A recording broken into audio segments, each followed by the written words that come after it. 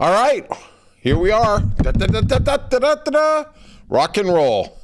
Welcome to our Sunday podcast, March 16th, 2025. And boy, oh boy, I finally got out of the house today. I've been snowed in for 2 days. I woke up early. Yeah, 7 o'clock's early. Hey, don't be judging me. I feel you're judging me. Yeah, I was early. I went out there. I shoveled some snow. I was an idiot. I got a parking deck, and I put my snow shovel flat down, and then the snow came, and I couldn't find it. Yeah, I know. Real smart guy, right? So I had to use a metal shovel, which is, if you've ever shoveled snow, you know how difficult that is, because the snow sticks to the metal. It doesn't stick to the plastic. So, you got to beat it off all the time. And that really came out weird. Okay, let's move on. All right. The podcast is already a minute old, and I'm already violating all the obscenity standards for YouTube. No. So I got to go see my parents today. I see them usually. It's been a couple days since I seen them. Miss those little rascals. They left plenty of dishes. They left plenty of chores for me. I worry about their memory because they remember the chores, but they forgot the concept of allowance. Hey, can't blame them, right? So this, do you ever think that you're in a world, but it's not really what it is? And I have a pretty sedentary life, and I don't, I go to the gym and I go see movies and I go see my folks and I get to see super producer Stacy, which is really, really cool. And, go through my incompetence, which seems to be getting worse and worse all the time. And so yesterday I said, after the gym, I'm going to go to Costco. I got to get some supplies because, like I told you yesterday, I was down to baked beans. I mean, that was my sustenance, right? And man, I'm such a single guy, right? I got a couple cans of baked beans, the frozen pizzas were gone. I mean, literally, I was going to start snow, right? And let's just start putting snow in a glass and start, here we go. So I go to Costco. And anybody who's been there, I like Costco, okay? I go there a couple days a week. I go to the food court. I get some supplies. I am literally the one guy who has like 2 items and goes to Costco, gets it. Everybody's got a cart that literally could feed Gaza for a week, right? They got so much stuff in there. And I only have like 2 items. I got some unsalted pistachios and I got, whatever, flowers for mom or whatever it is. And then I go over to the little food court, and I've been going to the food court so much that they kind of like know my order. Oh, you're the hot dog guy. You want it on a plate? Yeah, that's me. Yeah, they already know, right? So I'm walking through Costco today, and this lady waves to me. Now, there is literally 10 million people in this store. You go to Costco on a Saturday or Sunday, man, good luck, man. You might as well be at Coachella for the music festival, right? 400,000 people strong. I'm in there and she's waving to me. I'm like, who is this person? And she's about 30, 40 feet away and she's waving to me. And I'm like, who is this person? So I'm kind of smiling, she's an elderly lady, whatever, she's cool, but whatever. I'm like, who is this? And I think she's got me mistaken for somebody. And she makes a beeline straight for me. And she goes, hey, you're the hot dog guy. I'm like, oh man, I am eating here way too much. And I got to start varying the order. I need to get that chicken club or whatever that is, or a slice of pie. I'm like, wow. And then she goes, hey, have a good day. And then she walks off. And literally, I didn't know her. And I was like, oh, man, this is a little embarrassing. When people at Costco know what you order, you really got a problem. I have a real dietary issue here. I got to start branching out to somewhere else. So then, it's Saturday night. There ain't nothing to do. So I see Pulp Fiction is playing at a local theater. Now, I love going to see old movies. Now, one of the great things about them being digital is they can replace them very quickly. It's just a click and a button. Before, when they actually had the movies on reels, literally the movie was in that theater for the whole week. They weren't changing out the reels. They just weren't, right? So it was hard to get old classic movies, and I've seen, The Godfather a couple times, Godfather 2, Unforgiven. I just saw Unforgiven last month.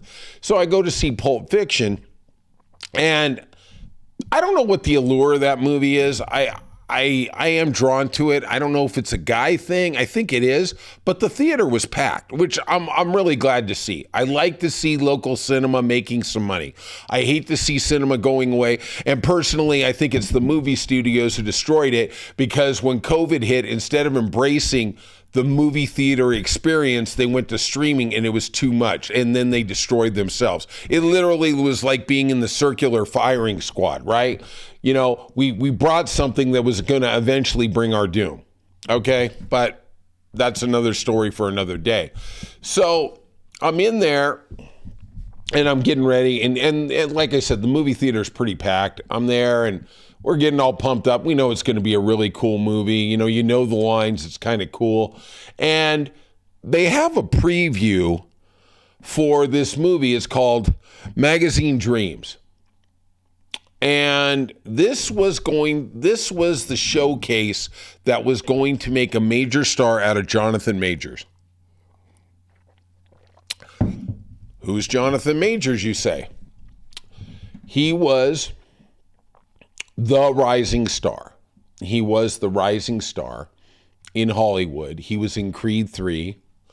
He also got starred in this movie, and they bought it, I believe, at Sundance. Disney did, because it was so electric. And then because of that, and the word on the street, they also put him as the new villain in the Avengers. Okay, he was going to be the villain for the Kang, not Kiev, Kang dynasty. And he was going to be he was going to take over the role of Thanos as the arch enemy for all the Avengers, right? Talk about a payday, right? I mean, you go ahead and just start printing up money. Well, a funny thing happened on his way to being incredibly rich. He decided he was going to slap around a woman, okay? And without getting too deep into it, but I am going to get deep,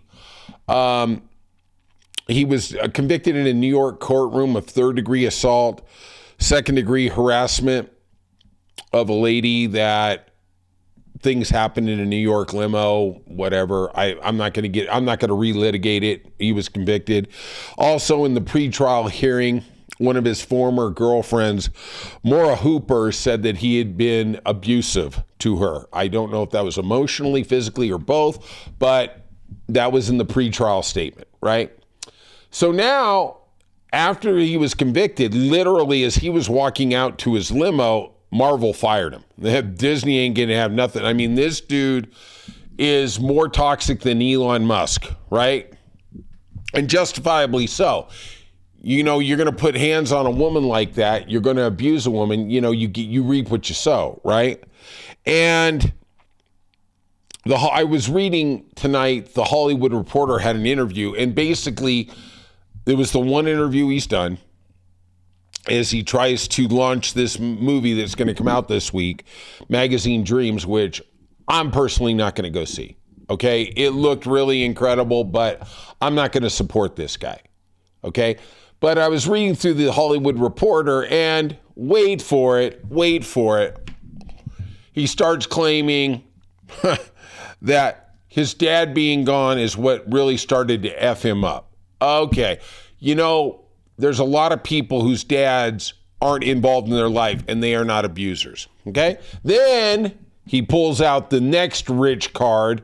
Boy, this guy is he's like hanging onto the edge of the door off the Titanic. Okay? Rose, let me on. No. He's right there. He says, I was sexually abused. Yeah. Now he's sexually abused, no names, no nothing. Men and women sexually abused him starting at 6, 7. And you know what? I don't know if that's true or not. Maybe it is, and if it is, it's reprehensible. Okay, it is every part. But boy, how funny is it when he's trying to make a comeback and he's been convicted of assault, he's been convicted of abuse, he's been convicted of harassment, and all of a sudden he wants the pity party to come to him. And I was like, yeah, you know what? That's just typical male power, right? I mean, it's like Harvey Weinstein, some of the BS excuses that guy's put out there. I'm like, wow. You know what? Just ask for redemption. Just say you were a jerk, you were uncool, whatever. Just ask for redemption. Don't start to deflect. It just, it's the same old Hollywood thing. I read that article in Hollywood Reporter and I was like, man, this guy just don't get it. This guy was this close to hundreds of millions of dollars. And now, as far as I'm concerned, good luck, man. You reap what you sow. You brought this on yourself, It is what it is. All right. I was thinking about making a review of the movie. Maybe I will. I will say this, and this is a funny story. I am going to review Snow White this week. There is a listener, and they asked me to review Snow White. They asked if I was going to, and I was like, oh, you know what? I think I better. I think I better for the loyal listeners, Okay, I'm gonna go out there. I don't know. Is this like the 20th remake of Snow White? I don't care. You can do The Godfather 20 times. I'm still gonna see it, right? All right. We're gonna have probably a little shorter of a show today. Let you have a little more free time on your Sunday, but don't leave me.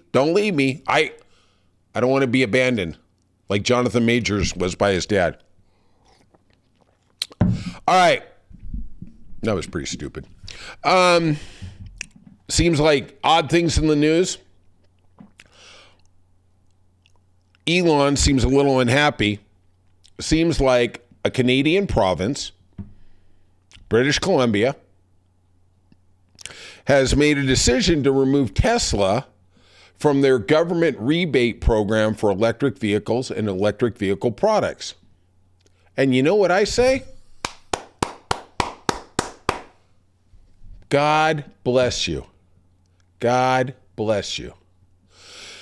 British Columbia Premier David Eby said he would be barring Tesla products from the province's electrical rebate program in preference of Canadian goods. Not groups, goods. It's funny when other countries do to Elon, and I guess also Trump, because they seem like they're little buddies, that they get all butthurt. That's a big problem. You're restricting free trade, whatever, blah, blah, blah. They do it all the time. When they got the levers, it's already cool. Eby also said, as of March 12th, that's last week, 2025, Tesla products are no longer eligible for Clean BC and BC Hydro rebates.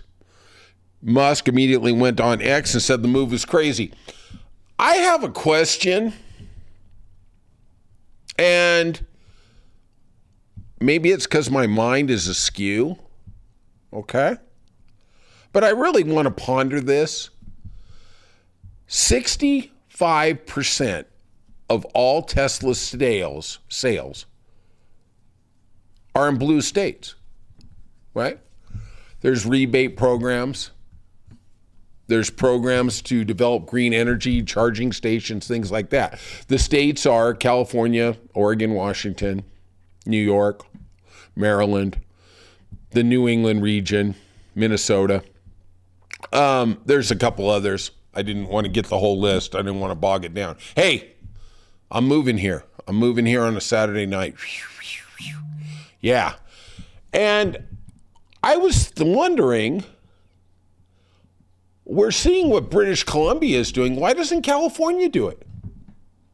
Why doesn't California say, you know what? You know that green rebate we give to Teslas to let them go in? Like, for instance, I'll tell you what I know. Teslas get to go in the carpool lanes without paying any money. They get to go because they're a clean green air or a green vehicle, clean air emissions, a green vehicle. Why don't we revoke that? Let's just go. Why not? You know, let's support Rivian. Let's support these other electric vehicle manufacturers who aren't exactly trying to destroy democracy. Why isn't New York doing it? Why do we have to look at Canada for these great ideas? And then I was looking all over. I was doing some research. Yeah, I know. I'm not just boozing it up here on a Saturday night, right? But why aren't we pushing back? Look, at the end of the day, if you want to get to Elon Musk, let's talk about Elon Musk. There was that congressman last week who tweeted from Oklahoma. Don't know the name. I'm just going off the cuff. Hey, that's where brilliance comes from, is the spontaneity. And when I finally see some brilliance, I'll tell you. No, he talked about how he got Doge and Elon Musk not to close a Social Security office and 2 other government offices. He said, "Oh, they gave us a pass." Okay, you know what? It's time for California, which is 1/5 of the United States economy, to start flexing their muscles. Let's go. We believe in this. Let's go. Don't just sit there, Gavin Newsom, and just sit there like the fecal human being you can be sometimes. And let make no mistake about it. Other than me, I'm supporting him for president. Okay, I'm not happy with the trans thing, but let's move off that for right now. We can beat him up at another time. Okay, but he's being a politician. I see Bernie Sanders. I see AOC. I see other Democrats going out on the road to these swing districts. Where is Gavin Newsom? Where is he? I don't know. You know what? You got the rest of the year. You got the rest of the year, mofo. You know what? Why don't you revoke these green credits for Tesla? Why don't you poke them? Because at the end of the day, the only thing they understand is money and power. You take away their money, they are not as powerful. How come nobody is talking about that? We're acting like we just got to let them roll over and we got to buy the Teslas. You know, I was driving down the other day and I saw somebody do the Nazi salute to somebody who had a Tesla, and I'm thinking to myself, that poor human being. You know, I talked about buying a Tesla. I'll never buy a Tesla. You cut my wrist first. I'm not buying that. I'm not supporting that mofo, right? But those people who thought they were doing good things, they were buying a vehicle that was eco-friendly, that was environmentally conscious. They're caught between a rock and a hard place. And then now we find out the resale value on the Teslas isn't worth anything. You know, you buy a $35,000 vehicle, you go to trade it in 2 years later, they won't even give you 10 because the thing's falling apart. Oh, this just in, I heard that the Cybertrucks, the sides were falling off. Maybe we got to work on that QC there, huh, Elon? Don't know what you're doing. But I do wonder why the governors of New York, Massachusetts, Oregon, California aren't pushing back. Why are we can be green, we can be environmentally friendly, but we can support the competition. We can support other electric vehicle manufacturers. Tesla isn't the only one. They're just the most well-known. Let's get it going. Let's get Elon to default on some of those loans for SpaceX that he put up his Tesla stock as collateral. Yeah, I keep reading reports. I'm gonna do something probably next week with that, but I have a funny feeling, even though he's worth whatever 300 billion, I got a feeling there might be some short calls coming. We'll see. We will see. All right, more odd things in the news. Pig Hegseth, I love that name, has moved to shutter the Pentagon office that help military leaders plan and execute wars. I guess we're just out of the war business. Oh, wait, Trump announced Saturday night that we are launching attacks in Yemen on the Houthis. We're going to get rid of them. Yeah. And then when he can't get rid of them, we're going to blame Joe Biden. And then when we can't do that, we're going to blame Barack Obama. Yeah. So the Pentagon's Office of Net Assessment will be disbanded and personnel to be deployed to other mission-critical positions in other departments. Remember this. When they talk about probationary employees, everybody who gets transferred to another department I don't care if you've been there 20 years, you become probationary for 3 years. If you get a raise, you get a promotion, you go to another department, it is considered probationary for 3 years. So when we see these people being fired, they're not all kids out of college. They're not all kids out of high school. These are people who've devoted themselves to the government, to making the government better. And they're going to get their legs cut out. But that's another story. We talk about that all the time. Also, I'm glad we're not going to have any more wars. Jesus Christ. All right. I did notice this cute little thing tonight. Seems like disgraced former governors have now decided that their lot in life is to run major cities. We have former New York Governor, Andrew Cuomo, who stepped down in 2021 after allegations of sexual harassment. Nothing to see here. He's now running for New York City mayor. That obviously surprises me. And just with his name recognition, he's probably going to win. Eric Adams is dead man walking. It makes me sick. Really does on every level. But whatever. Let's move off that. But there's also an interesting one. Former New Jersey Governor Jim McGreevey stepped down in 2004, I believe it was. Yeah, it's 2004. And he had an affair with a man he hired. He was married to a woman, and it was revealed that he was having a same-gender affair with the man.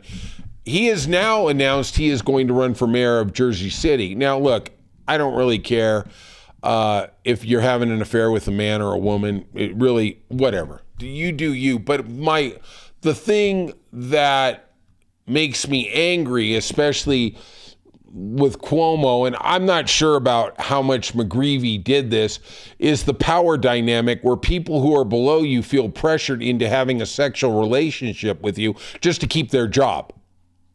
Just to keep their house, just to keep their car, just to keep their family with food.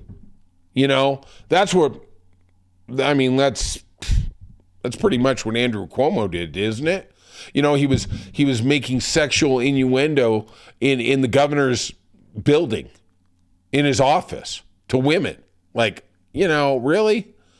And, I don't know if Jim McGreevey did that, but it is amazing that when they leave in disgrace, they never really are gone. The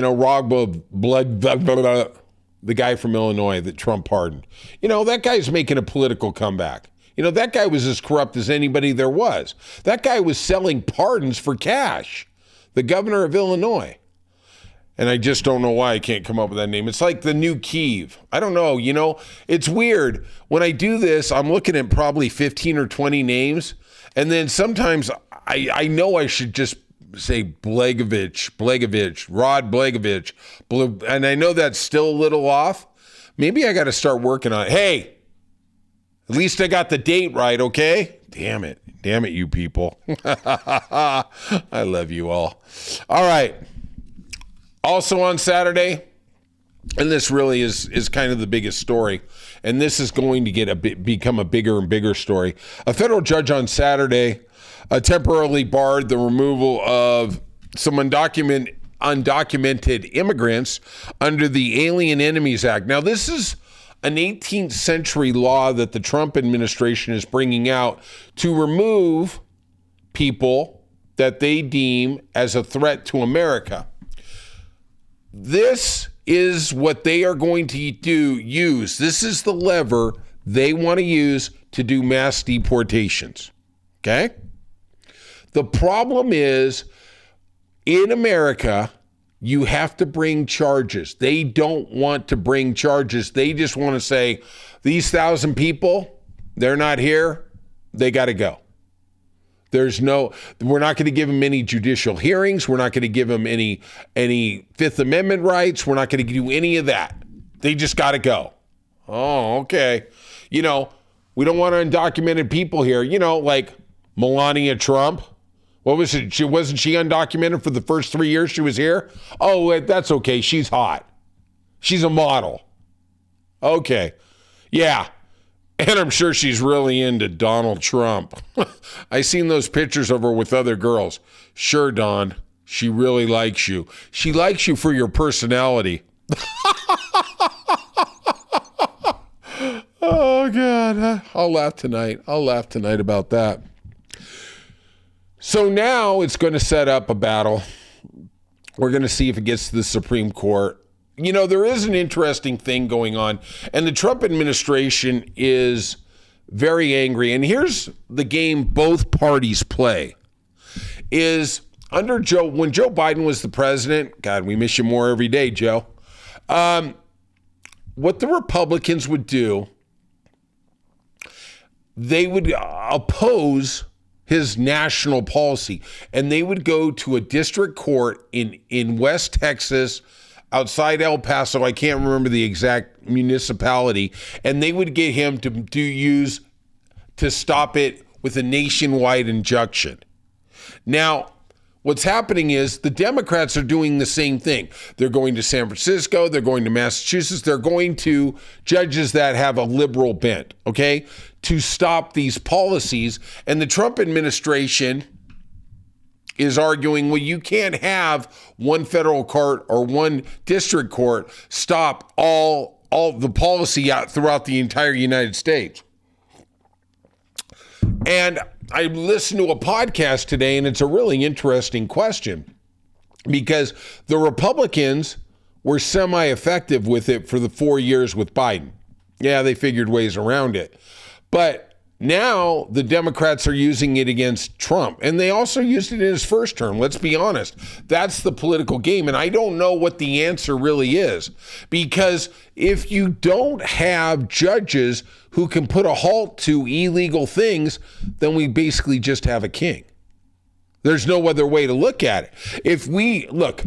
Congress is rolling over. Congress isn't going to say anything, right?